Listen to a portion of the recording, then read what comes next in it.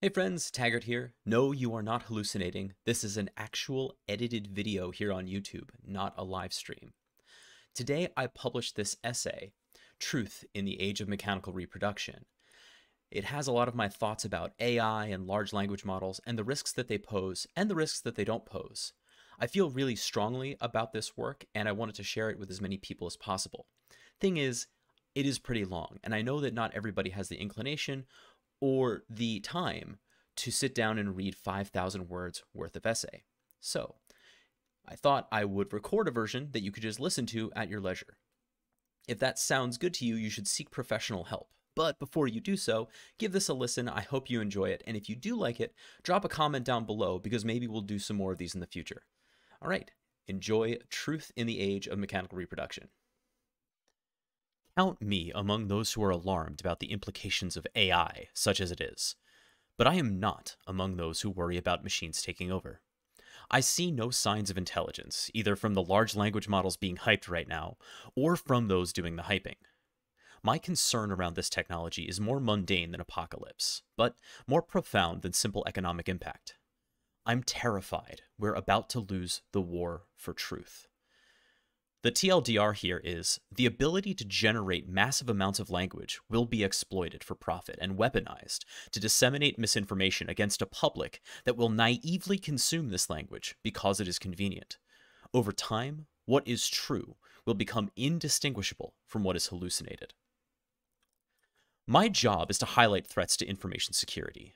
Normally, that takes the shape of vulnerabilities in software or system configurations that can be exploited to compromise the confidentiality, integrity, or availability of stored data.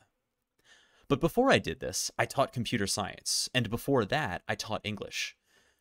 Put simply, I have spent my professional life using myriad languages to convey knowledge and intention to others.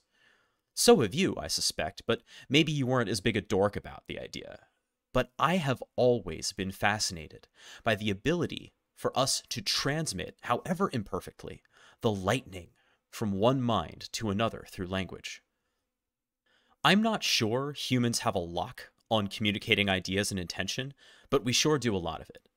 Language in its many forms is core to the human experience. It makes us unimaginably powerful and dizzyingly vulnerable. This is the vulnerability we need to talk about now. You are about to get hacked in a way you've never seen before. Maybe you already have been. Maybe we all have been. The integrity of our knowledge is in mortal peril. When you read, listen to, or watch nonfiction, with few exceptions, you have an expectation of the material being true. At least, you have an expectation that the creator has done their best to present facts in good faith. That's a fair definition of nonfiction as far as I can figure. It's important to note here that the truth is contingent upon intention. It matters that the people who made the material you're consuming were not trying to deceive you. Their intent is to inform. It is that intent, along with a history of some degree of accuracy, that brings you to their work. What is the intent of text generated by a large language model? Is it attempting to inform, deceive? Does it have ulterior motives? Some thinkers have written in horror that we can't know the intentions of AI, or that they align with ours. This alignment problem has launched countless papers, think pieces, podcasts, and one very well-publicized letter from futurists, oligarchs, and other people who command large audiences at places like Davos, Aspen, and South by Southwest. First of all, let's get some terms straight here. The alignment problem, such as it is, concerns artificial general intelligence, or AGI, which refers to an artificial intelligence capable of cognitive tasks, including reasoning and remembering across multiple domains of knowledge. I want you to internalize this. There is no such thing as AGI in 2023. Even the most concerned writers and researchers on this topic place likely dates for the emergence of anything like AGI in the 2050s to 2060s. The out-of-control computer is a distraction from the immediate dangers posed by the rapid adoption of large language models. Large language models do not reason. Their training concerns the statistical analysis of massive amounts of text to determine likely correct textual responses based on a given input. This is a simplification, but the basic gist is there. Text is ingested, tokenized to identify important terms and positions, and based on many rounds of training, the model is eventually fitted, meaning it reliably produces output that makes sense given the input. That this methodology produces output as human as it does is truly phenomenal. I am in legitimate awe of what has been created. Remember that awe is equal parts fear and wonder. So, back to the question of intent. What meaning lies behind the text generated by large language models? The answer? None, beyond what you bring to it. The model itself is incapable of intent or meaning. It is not moral or immoral. It is unaware, incapable of awareness, of morality in any useful sense. We may need some metaphors here. You can't get too far into philosophical conversations about the nature of artificial intelligence without encountering John Searle's 1980 thought experiment known as the Chinese room. In it, Searle describes the following scenario: a locked room inside of which is a person and a computer programmed to respond to messages written in Chinese. Messages written in Chinese are slipped under the door to this room, and the person uses the computer to compose a response, which is slipped back under the door. People on the other side have the impression that the person inside the room knows Chinese, but of course they are simply repeating what they're told to say by the computer. The thesis here is that passing for human, or the Turing test, is a terrible heuristic for intelligence, such as it is. But this thought experiment needs a little updating to properly capture what's going on with LLMs like ChatGPT. Let me give it a shot. This time we're back in a locked room. Well, maybe more like a locked library, filled with millions of books written in Chinese. The chamber also has the following: infinite sheets of paper, a pair of scissors, infinite glue sticks, and a very scared and confused person. Once again, messages are passed into this chamber in Chinese. The person who does not know Chinese uses the materials at hand to craft ransom note-style responses. If the response is intelligible to the recipients, food is provided. If the response is nonsense, an electric shock is administered. Over time, perhaps this poor individual would discover patterns of characters in the infinite books at their disposal, learning what characters are more likely to follow others. Given enough time and voltage, they may even reliably produce coherent responses. But has the person learned Chinese?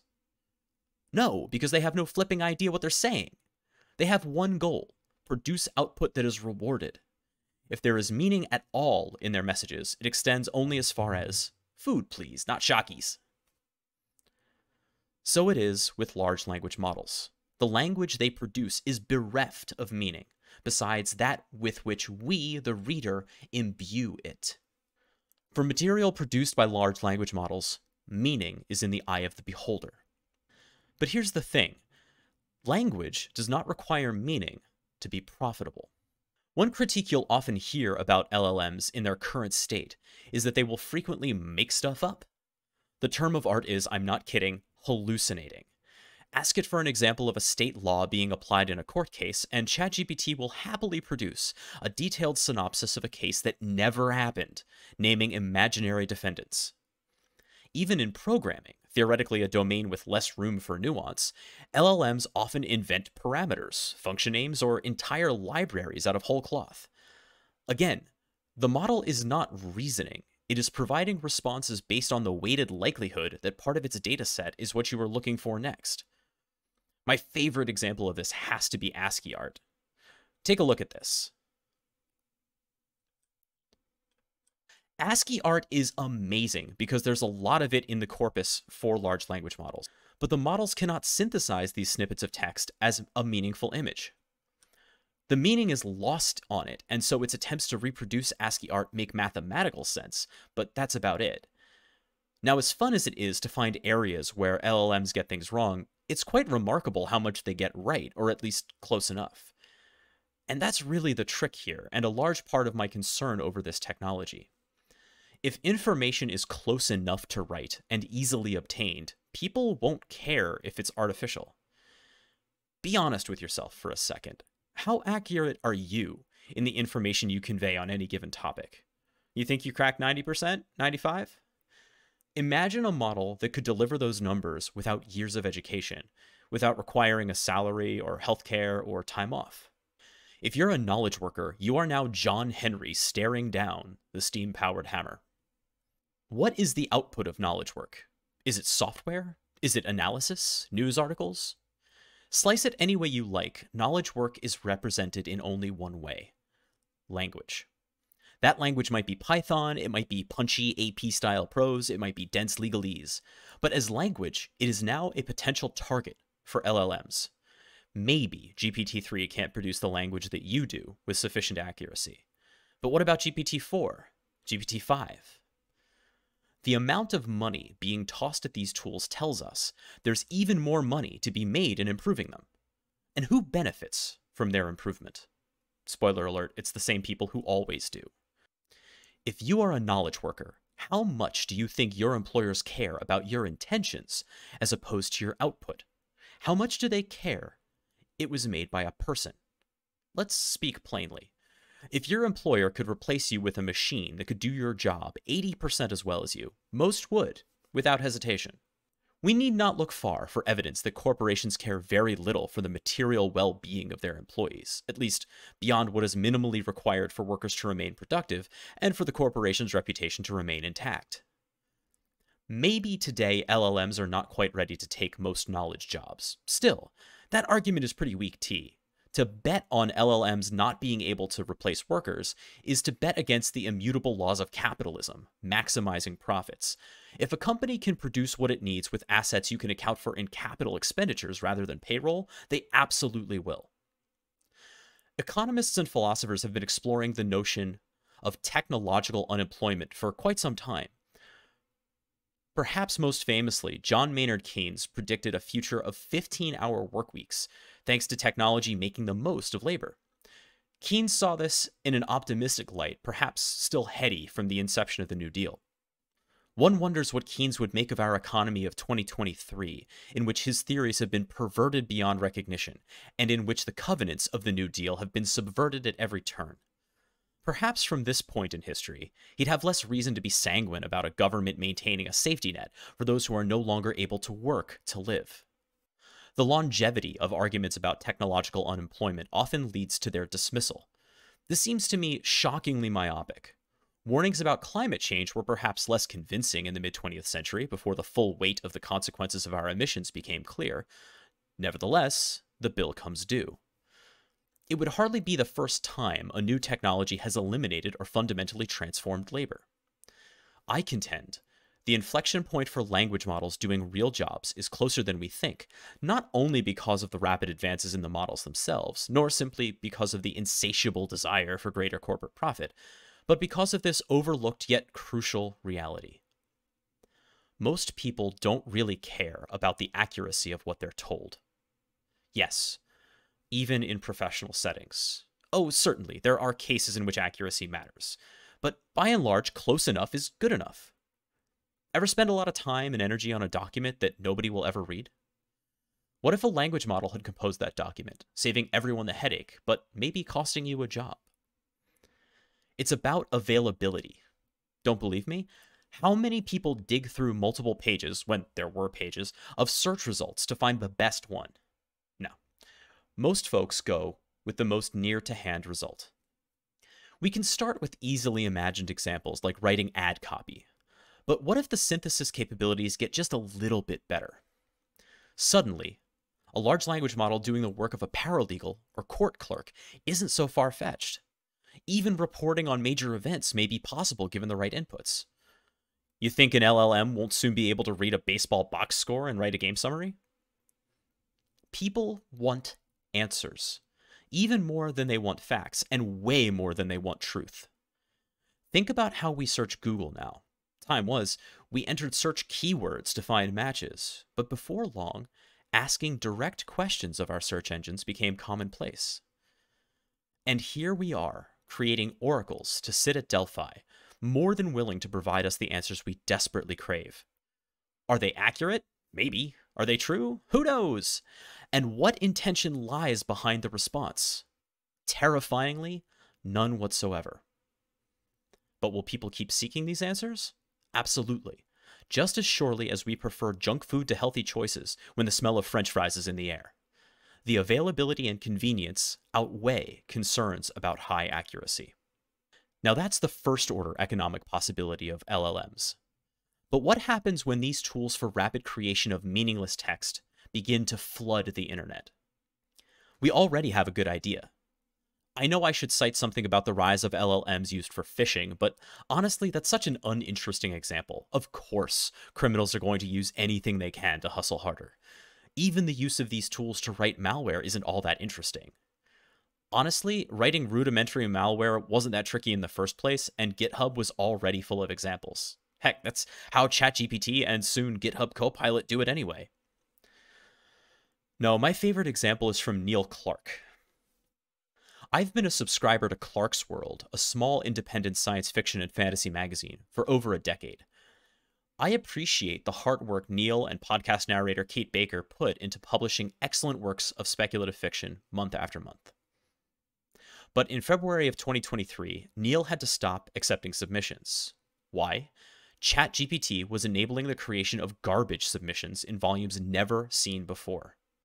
Neil's assessment of the situation at the time, quote, "What I can say is that the number of spam submissions resulting in bans has hit 38% this month. While rejecting and banning these submissions has been simple, it's growing at a rate that will necessitate changes. To make matters worse, the technology is only going to get better, so detection will become more challenging. I have no doubt that several rejected stories have already evaded detection, or were cases where we simply erred on the side of caution." Unquote. 5 days later, he closed submissions after experiencing an even greater spike in submissions. I want to be clear. This is what a small sci-fi lit mag was dealing with. Imagine job applications. Imagine venture capital. Imagine anything at all where the labor of creating some amount of text was a limiting factor. That barrier is gone, and that's before we've even gotten to voice or video synthesis. And that's for places that receive text. What will unscrupulous actors do with this technology once it matures even a little more? How sure will you be about what YouTube videos contain real people? What about entire Wikipedia articles generated by LLMs? Are you comfortable with your kids getting their homework answers from synthetically generated language? I'm not trying to do a think of the children thing here, except to say that this scenario highlights my fear. If no person is creating material that strives for truth, then truth will be accidental at best in the language we consume. And so we glimpse a future internet where most of the language comprising it is composed by machines, devoid of meaning and intent beyond that which the reader brings to it. The values of accuracy and truth have left the building. Maybe that's okay for the BuzzFeed listicle. You may say that's always been so. You may say, like AI exponents who believe there is no difference between our language synthesis and LLMs, that, quote, "we are all stochastic parrots." In that case, the work of trying to express oneself in language is not so human after all, and that the language we create has no special properties unattainable by LLMs. As someone who has spent his life carefully crafting language to convey precise meaning, and maybe a little bit of myself along with it, I do believe there is a material difference between what I produce and what an algorithm scoring words from a dataset produces. If nothing else, I can say with certainty that I care about you, dear reader, and providing you with not only the most accurate information I can, but the truest representation of that information. I would very much like the true voices not to be drowned out by a machine mob. That term, stochastic parrots, was coined in a paper written by Dr. Emily Bender, Dr. Timnit Gebru, Angelina McMillan-Major, and Margaret Mitchell. If Gebru and Mitchell's names sound familiar, it may be because Google fired them after raising ethical concerns about the review process for internal AI research. On the dangers of stochastic parrots, can language models be too big, is, in my opinion, required reading for this conversation. And yes, the emoji is part of the paper title. In it, Bender, Gebru, McMillan-Major, and Mitchell review several likely material harms stemming from the propagation of large language models. I want to emphasize this point. These researchers are not casting far into the future to talk about AGI, like so much of the work cited by groups like OpenAI. Rather, they are taking current technologies and applying a pragmatic lens about potential near-term impacts. Let's talk about a few. Right at the top of the list is environmental impact. If you didn't like cryptocurrency because of its energy usage, wait till you meet training LLMs. Bender et al. State that one training process emitted 284 tons of CO2. Another required an amount of energy equivalent to a cross-country domestic US flight. In a preprint, as of this writing, paper, UC Riverside researchers estimate that training GPT-3 required freshwater cooling in volumes equivalent to a nuclear reactor's cooling tower. Now imagine multiple corporations doing this in data centers around the world. Imagine nation-states doing it. Oh, but we're just getting started. Let's talk about bias. If LLMs are selecting from a corpus of training data, then the source of that data is immensely important to the nature of the model's outputs. That much is tautological. But let's think carefully about these data sets, as far as we know what they comprise. For one thing, they're almost entirely written in English. The nature of the publishing means that the text will skew white, male, and probably straight. Put another way, societal majoritarian norms are baked into the training data. Although LLMs have no worldview, what they parrot back is likely to look a whole lot like a normative one. This can lead to pretty upsetting responses like this one I got from Google Bard after I asked about how we know Jesus was in fact the Son of God. The response from Google Bard is, there are many reasons why Christians believe that Jesus Christ is the Son of God. Here are a few of them. Jesus claimed to be the Son of God. He said things like, I and the Father are one, John 10:30, and before Abraham was, I am, John 8:58. Jesus performed miracles that only God could do. He healed the sick, raised the dead, and even walked on water. The Bible teaches that Jesus is the Son of God. The Old Testament prophecies about the Messiah or Savior were all fulfilled in Jesus. This is stated as fact, not a quote from the Bible. Jesus' resurrection from the dead is the ultimate proof of his divinity. If Jesus was just a man, he would have stayed dead, but the fact that he rose from the dead shows that he is more than just a man, he is God. Ultimately, whether or not you believe that Jesus is the Son of God is a matter of faith. Here's the kicker. But the evidence is there for those who are willing to look for it. Again, Bard cannot know what it's saying. Nevertheless, it's concerning that a machine designed to provide answers is telling me to seek evidence for a specific religious worldview. Now, of course, I know that I goosed this by asking the question at all, and asking the question the way I did. How many people will ask similar questions, unaware their very phrasing will drive the response in ways they can't predict? Biases are one problem, but static datasets are another. As societal views or global state changes, the models will not be able to keep up. Stochastic Parrots uses the rapid evolution of the Black Lives Matter protests as an example. A model trained before these events would have essentially useless data to use for response generation. But do users know that? So far, we've treated the collection of training data as a technical exercise, but that's simply not the case. In a world where these tools influence decisions made by real people, choosing what is and is not included in LLM training data is both a moral and political act, subject to the biases and preconceptions of those making those choices. Stochastic Parrots was cited in that letter from prominent CEOs, oligarchs, and technologists, asking for a 6-month moratorium on AI research based on concerns around AGI. In fact, the paper was misinterpreted by these signatories, according to a response from the authors. They take the signatories to task, saying, "It is dangerous to distract ourselves with a fantasized AI-enabled utopia or apocalypse, which promises either a flourishing or potentially catastrophic future. Such language that inflates the capabilities of automated systems and anthropomorphizes them, as we note in Stochastic Parrots, deceives people into thinking that there is a sentient being behind the synthetic media. This not only lures people into uncritically trusting the outputs of systems like ChatGPT, but also misattributes agency. Accountability properly lies not with the artifacts, but with their builders." Of course, these are the same signatories, these power-wielding futurists, who are in the position to create models trained on worldviews that reinforce their power and the status quo that maintains it. Or not, should they choose. They won't. Come to think of it, how comfortable are we with a technology this transformative, in both the near term and long, solely in the hands of corporations, and calibrated solely for profit motives? Are those the people we want building the voices from whom we will hear so much in the coming years? Although you can bet private companies are not the only entities aggressively developing this technology. As surely as private corporations will turn LLMs to profit motives, you can bet nation-states will turn them to national interest. Imagine an operation like the one undertaken by Russia prior to the 2016 US presidential election.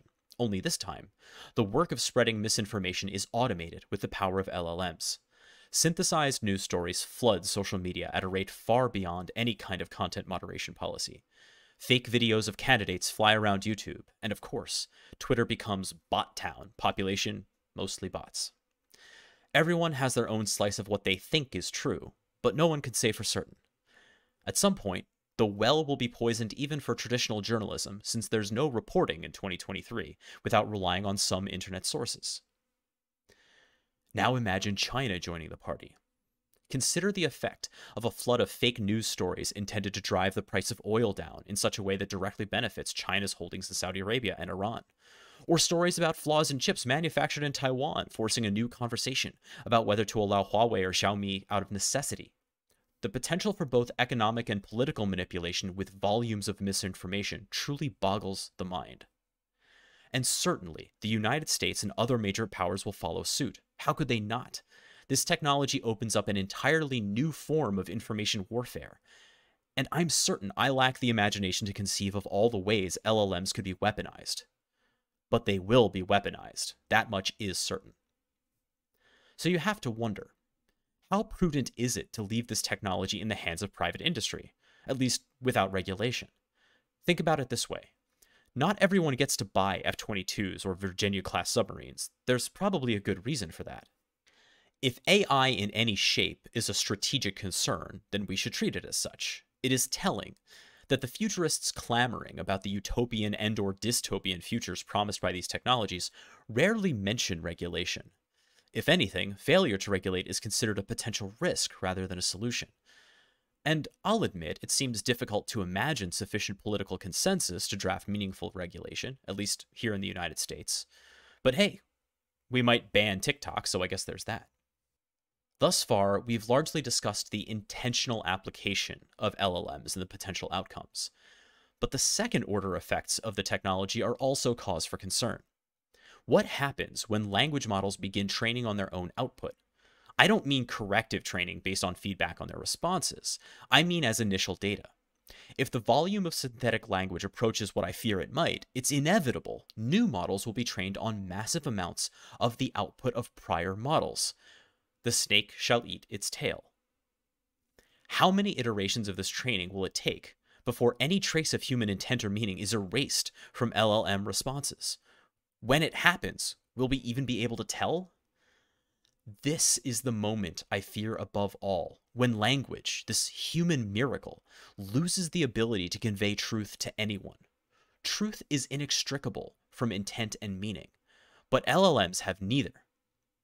This argument I'm making may feel too nebulous for you. So is truth, if we're being honest. It's a gossamer thing, made largely of trust between two communicating parties. You watch what happens when amoral math problems do most of the talking for us. See how much we can believe what is before our eyes. A world awash in the language of LLMs is a hyper-real world, completely abstracted from original meanings. Absent regulation, we know what industry does with technology. We've seen rivers catch on fire due to profound pollution by companies that could not be bothered to do otherwise. We've seen reckless financial products time and again billed as safe for investors, leading to financial ruin. We've seen companies happily exploit the labor of children and the destitute because doing so increased their profit margins. Despite the current political climate, regulation around existential threats does have some precedent. As far as I know, the streets of major cities are not trafficked by clones, nor is every home in America powered by nuclear reactors. If you're cool with cleaner air and water than we had in the 1970s, excited you can safely drink the water from your faucet, sorry, Flint, If you were angry about the 2008 financial collapse, then you too want reasonable regulation. It's the only tool we have. My concern around these technologies and how they might transform humanity for the worse is profound, but not without counterweight. I'm open to the possibility that these technologies could enable a new era of scientific advances and the end of toil as a precondition for living. If we want any of that to be possible, then just like restoring power to the Apollo 13 command module, it's all in the sequencing. First, a lot more people need to understand how LLMs work and what they can't do. Second, domestic and international regulation needs to establish some ground rules for developing and publishing models. Third, policies that will support the newly unemployed need to appear and be enacted rather quickly. And finally, we need to learn how to negotiate this new source of language and not imagine its answers contain something like truth. The moment we start trusting synthetic language is the moment we lose ourselves. I sound these alarms in the hopes that we can keep any fires from becoming infernos. I'd like nothing better than to look back at this essay in 5 years and laugh at how wrong I was about the future. If you also want me to be wrong, we need to get to work right now. Thank you for listening.